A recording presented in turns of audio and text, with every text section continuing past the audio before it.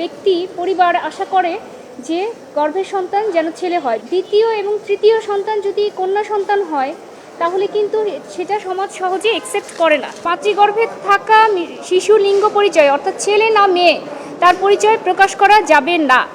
মাতৃগর্ভে শিশুর লিঙ্গ পরিচয় অর্থাৎ একটা শিশু মাতৃগর্ভে থাকা অবস্থায় ছেলে না মেয়ে এই পরিচয়টা প্রকাশ করা আমাদের দেশে এত বছর ধরে হয়ে এসেছে এবং যার ফলশ্রুতিতে আমাদের দেশের বেশিরভাগ ব্যক্তি পরিবার আশা করে যে গর্ভের সন্তান যেন ছেলে হয়। বিশেষ করে দ্বিতীয় এবং তৃতীয় সন্তান যদি কন্যা সন্তান হয় তাহলে কিন্তু সেটা সমাজ সহজে অ্যাকসেপ্ট করে না, যার ফলে আমাদের দেশে যে গর্ভবতী নারীরা থাকেন তাদের উপর বিভিন্ন সময়ে বিভিন্ন অত্যাচার কথা জানা যায় এবং আমাদের রিটে আমরা অ্যানেক্সও করেছি যে এরকম হয়েছে যে জানতে পেরে তাকে অন্যায় অত্যাচারের সম্মুখীন হতে হয়েছে, বাচ্চাটাকে মেরে ফেলেছে, এই ধরনের নৃশংস ঘটনাও ঘটেছে। 2020 সালে আমরা এই যে গর্ভের শিশুর লিঙ্গ পরিচয় প্রকাশ সেটা নিয়ে রিট পিটিশন ফাইল করি এবং 3/2/2020 তারিখে এটার হাইকোর্ট রুল ইস্যু করে। পরবর্তীতে 2024 সালের ফেব্রুয়ারিতে হাইকোর্ট এই যুগান্তকারী রায় দেন। মাননীয় বিচারপতি নাইমা হায়দার এবং মাননীয় বিচারপতি কাজী জিনাত হকের সমন্বয়ে গঠিত বেঞ্চ রায় দেন যে মাতৃগর্ভে থাকা শিশুর লিঙ্গ পরিচয় অর্থাৎ ছেলে না মেয়ে তার পরিচয় প্রকাশ করা যাবে না এবং এই রিটে আরও কিছু নির্দেশনা দেন যে কোনো হাসপাতাল, ডায়াগনস্টিক সেন্টার বা চিকিৎসকরা অথবা কোনো ধরনের নার্স এবং সংশ্লিষ্ট যারা থাকেন কর্মীরা তারা কোনোভাবেই মৌখিক, লিখিত কোনো চিহ্নের মাধ্যমে মাতৃগর্ভে থাকা শিশুর লিঙ্গ পরিচয় প্রকাশ করতে পারবেন না এবং স্বাস্থ্য মন্ত্রণালয় এই রিটের পরিপ্রেক্ষিতে একটা নীতিমালা তৈরি করে। আদালত রায়ের পরবর্তীতে আমরা আজ এই রায় লিখিত আকারে প্রকাশ হয় এবং রায়ে আদালতের মূল বিষয়টা ছিল, মূল সারাংশ হচ্ছে যে অনাগত শিশু লিঙ্গ নির্ধারণ প্রকাশ নারীর প্রতি বৈষম্য, কন্যা শিশু হত্যার প্রবণতা এবং সামাজিক ভারসাম্যহীনতা এবং সাংবিধানিক অধিকারের পরিপন্থী।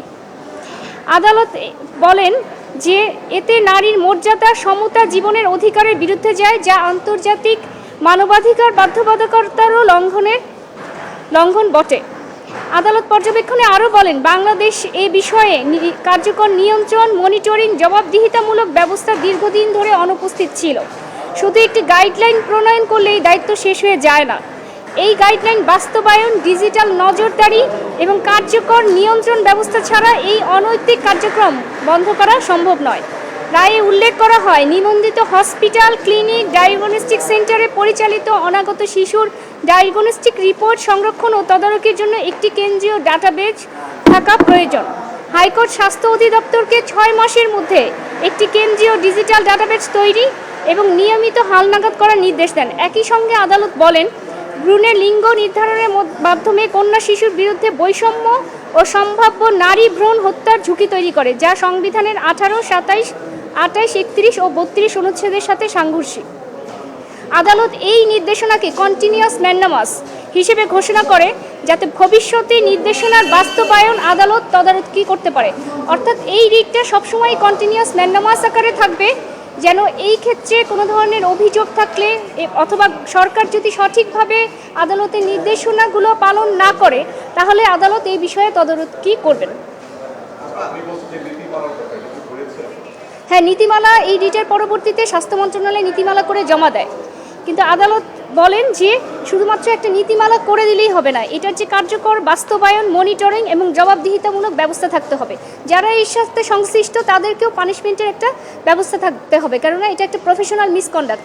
এতদিন আইন ছিল না, কিন্তু এখন তো হাইকোর্টের রায়ের ফলে নীতিমালা হয়েছে এবং হাইকোর্ট রায়ে এটাকে কন্টিনিউয়াস ম্যান্ডামাস ঘোষণা করেছে, যার ফলে যে সমস্ত ডাক্তার, নার্স, ডায়াগনস্টিক সেন্টারের কর্মীরা এই ধরনের অনৈতিক কাজে জড়িত, অর্থাৎ একজন নারীর গর্ভের শিশুর লিঙ্গ পরিচয় ছেলে হবে না মেয়ে হবে আগে থেকে প্রকাশ করছেন, যার ফলে সেই শিশুটা ঝুঁকিতে পড়ছে, নারীটা ঝুঁকিতে পড়ছে, এই ধরনের অনৈতিক কাজে যারা জড়িত তাদের বিরুদ্ধে ব্যবস্থা গ্রহণের বিষয়ে স্বাস্থ্য মন্ত্রণালয় পদক্ষেপ দিবে।